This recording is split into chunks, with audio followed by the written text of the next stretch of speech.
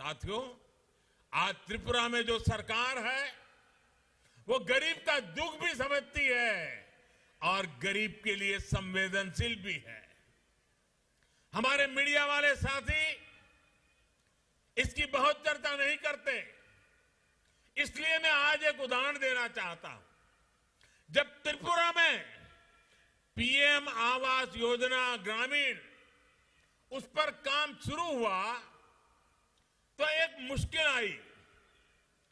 कच्चे घर की सरकारी परिभाषा से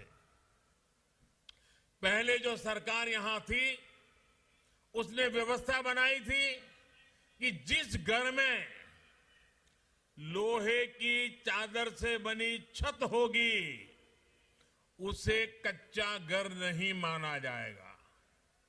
यानी घर के अंदर की सुविधाएं भले ही जर्जर हो, दीवारें मिट्टी की हो, लेकिन छत पर लोहे की चादर होने भर से उस घर को कच्चा नहीं माना जाता था।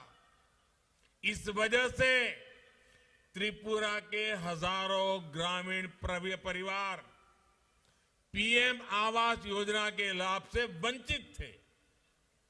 मैं प्रशंसा करूंगा मेरे साथी विप्लव देव जी की, क्योंकि वो इस विषय को लेकर के मेरे पास आए।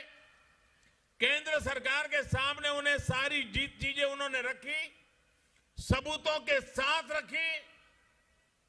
इसके बाद भारत सरकार ने भी अपने नियम बदले, परिभाषा को भी बदल दिया और इस वजह से त्रिपुरा के 1,80,000 से अधिक गरीब परिवारों को पक्के घर का हकदार बनाया गया। अभी तक त्रिपुरा के 50,000 से अधिक साथियों को पक्का घर मिल भी चुका है।